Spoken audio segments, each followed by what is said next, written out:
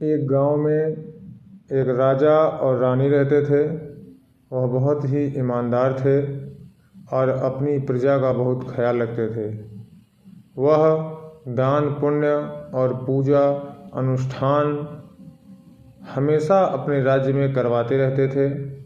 गरीबों को दान दक्षिणा, मंदिर बनवाना जैसे पुण्य काम उनका मुख्य कार्य था। कुछ दिन बाद उनको एक सुंदर पुत्र रत्न की प्राप्ति हुई। पुत्र ऐसा था जैसे कि साक्षात कोई महापुरुष हो। धीरे धीरे पुत्र बड़ा हुआ। पुत्र भी पिता की तरह पुण्यात्मा था। वह भी अपने माता पिता के साथ पुण्य कर्मों में लिप्त रहता था। धीरे धीरे पुत्र की उम्र शादी योग्य हुई तो राजा ने अपने पुत्र के लिए एक सुंदर कन्या की तलाश करना शुरू कर दिया। लड़की के मिल जाने के बाद राजा ने अपनी सभी संबंधियों, मित्रों और अपनी प्रजा के साथ खूब धूमधाम से अपने पुत्र की शादी करवाया। शादी के बाद गरीबों को दान, पुण्य और अनुष्ठान इत्यादि अपने पुत्र और बहू के हाथ से करवाया। अपनी प्रजा को खाना खिलाया, गरीबों को दान दिया। इस तरह शादी हो जाने के बाद अब उस परिवार में 2 से 4 लोग हो गए, राजा रानी और उनके पुत्र और बहू। सभी लोग बड़ी प्रसन्नतापूर्वक जीवन जी रहे थे।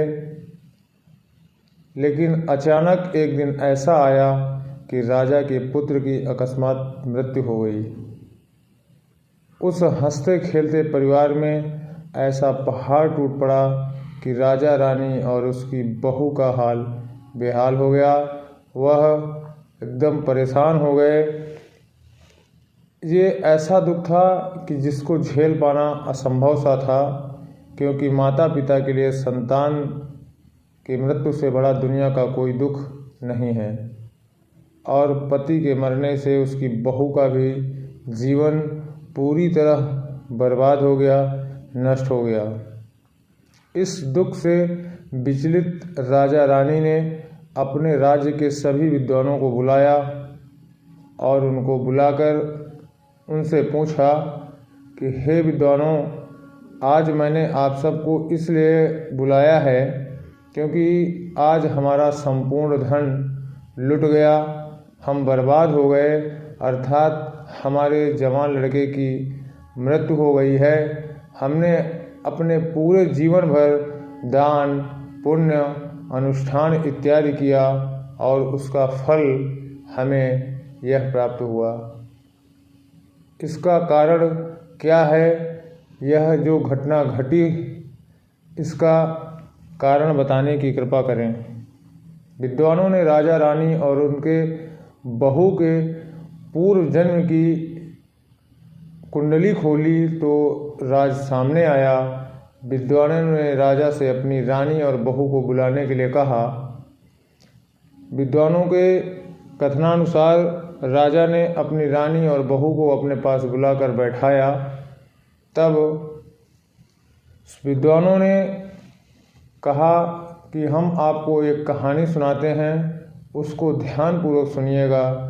उस कहानी में आपकी समस्या का राज, जो घटना घटित हुई है, उस घटना का राज छुपा हुआ है। तब विद्वानों ने राजा रानी और उनकी बहू को कहानी सुनाना प्रारंभ किया। एक गांव में 2 व्यक्ति अर्थात राजा रानी रहते थे। अचानक एक दिन उनके यहाँ एक लड़का, जो कि सालों से अपने गांव से बाहर शहर जाकर पैसा कमाकर वापस लौटा था, अर्थात एक लड़का जो अपने घर से बाहर जाकर सालों तक धन कमाया और वह अपने गांव वापस लौट रहा था। तब रास्ते में उस गांव में वह रुका जहां पर राजा रानी रहते थे। उसने राजा रानी से उनके घर में एक रात रुकने के लिए इजाज़त मांगी। राजा रानी ने उसे रुकने के लिए इजाज़त दे दी। वह लड़का राजा रानी के घर के बाहर अपनी घोड़ी को बांध दिया और राजा रानी ने उसे खिला पिलाकर एक कमरे में लेटने के लिए भेज दिया। जब वह लड़का खाना पीना खा करके उस कमरे में लेटने के लिए चला गया तो राजा रानी ने उसका धन देखा और उस धन को देखकर उनके मन में लालच आ गया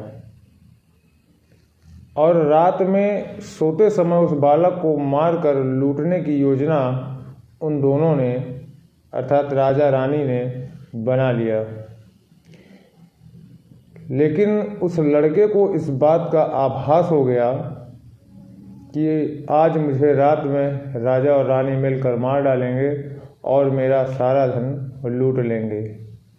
इस बात का जैसे ही उसे आभास हुआ उसने चुपचाप अपनी घोड़ी को लेकर घोड़ी में सवार होकर वहाँ से निकल गया। जब वह दोनों राजा रानी मारने के लिए उसे वहाँ पर गए तो लड़का वहाँ से गायब था। तब उन्होंने अपने सैनिकों को घोड़े में बैठाकर उस लड़के को मारकर उसका धन लूटने के लिए उसके पीछे भेज दिया। सैनिकों के घोड़े दौड़ते समय आवाज़ कर रहे थे और उस लड़के का पीछा कर रहे थे। तो लड़के की जो घोड़ी थी उसने जब घोड़ों की आवाज़ सुनी तो वह कामातुर हो गई और रुक गई। जैसे ही वह रुक गई सैनिकों ने बालक को घेर कर मार डाला और उसका सारा धन लूटकर राजा रानी को वापस दे दिया। यह कहानी सुनाने के बाद विद्वानों ने कहा कि हे राजन, वह राजा रानी आप दोनों थे और जो आपकी बहू है वह उस लड़के की घोड़ी थी। आप दोनों ने उसे मरवाकर उसका धन लूटा तो उसने इस जन्म में आपका पुत्र बनकर आपका सारा धन लेकर चला गया। अर्थात संतान से बड़ा कोई धन नहीं होता और वह आपकी संतान बनकर आपका सारा धन लेकर चला गया। और जो आपकी बहू है वह उस लड़के की घोड़ी थी जो कामातुर होकर रुक गई थी, जिसकी वजह से इस लड़के की मृत्यु हुई थी। अतः वह इस जन्म में इसका पति बनकर इसको आधे रास्ते में अर्थात शादी के कुछ समय बाद ही छोड़कर चला गया। उस दिन से उन तीनों को बहुत पश्चाताप हुआ और उन तीनों ने एक साथ शपथ ली कि आज के बाद जीवन में वह कभी भी कोई गलत काम नहीं करेंगे।